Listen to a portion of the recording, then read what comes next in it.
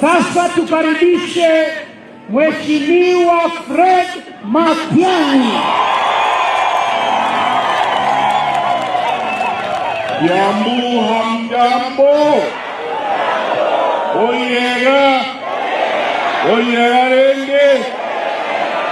Nataka kuwauliza tu swali moja. Kiambu muko tayari kama taifa letu la Kenya liko tayari kufanya kitu kizuri? Eti mumeamua namna gani? Eti namna gani? Nisikie tena. Hata sisi hivyo ndivyo tumeamua. Lakini mnipe nafasi niwaeleze hivi wenzangu. Sisi tunataka kuwaomba wananchi wetu wa Kiambu, wananchi wetu wa Mount Kenya na wenzetu wote katika taifa letu la Kenya. Tusikubali hii kasumba imeanzwa na serikali hivi majuzi ya kwanza kusikizia kabila moja ama familia ama jamii moja ya Kenya. Kusema shida tuko nayo imeletwa na watu wa Central Province. Tunakubaliana na hayo? Kila mahali unaenda nchi yetu ya Kenya kuna shida. Na shida ile tuko nayo haibagui sisi. Ukienda Homa Bay namna hiyo, ukienda Nyamira ni hivyo, ukienda Taita Taveta ni hivyo. Tuko na shida, na shida ni uongozi mbaya. Na ndio sisi tunasema tafadhali wananchi, ninawaomba tuungane sisi wote pamoja, tuwe na imani kwa nchi yetu, kwa sababu uongozi ukwenda Kongo ama ukiharibika, sisi tusikose imani kwa nchi yetu. Let us not lose hope. Tukiungana sisi wote pamoja, tukisimama pamoja, tunaweza kubadilisha vile maisha yetu yako sahihi, na tunaweza kubadilisha serikali, tuwe na uongozi wa kuaminika, viongozi ambao wanatuambia mambo tunaamini, sio viongozi wa kutudanganya kila wakati. Wananchi, tumekubaliana? Wangapi mnasema tunataka serikali ya kuaminika Kenya? Wangapi mnasema tunataka serikali ya kuwajibika? Kwa sababu mambo kama haya mauaji ambayo yamefanyika hapa, tunasema wale ambao wamehusika uchunguzi ufanye, waadhibiwe kisheria, kwa sababu hatuwezi kuishi kama wanyama, watoto wanapiwa namna hii, wanauawa vile tumeona siku ya leo. Na waomba tafadhali tuweke amani na tukae pamoja kwa hii safari ya kubadili uongozi wa nchi yetu, kubadilisha maisha yetu na kuhakikisha kwamba sisi tunakaa pamoja kwa amani.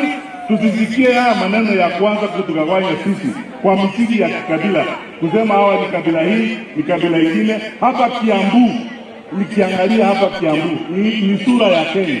Kuna Wakenya kutoka hata Nyamira hapa, kuna Wakenya kutoka Kisii, kutoka Homa Bay, kutoka kila mahali. Wananchi tunataka kugawanya namna hiyo? Tusikubali kabisa mambo kama haya. Tuungane pamoja, tuwe pamoja na tuhakikishe kwamba tunaendesha nchi yetu, tunaenda mbele. Mungu na wabariki. Asante sana. Asanteni. Wapi Jeremiah ako? Wana madhuburia ako wapi? Oh!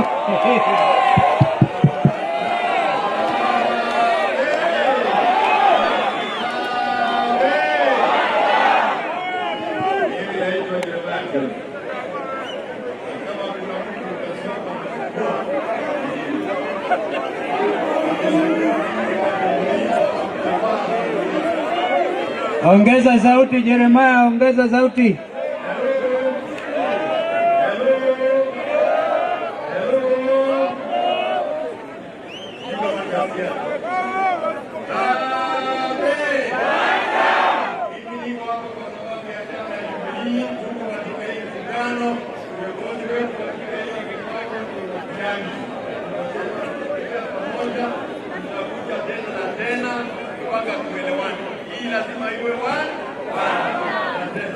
Asanteni, niwatambue vijana.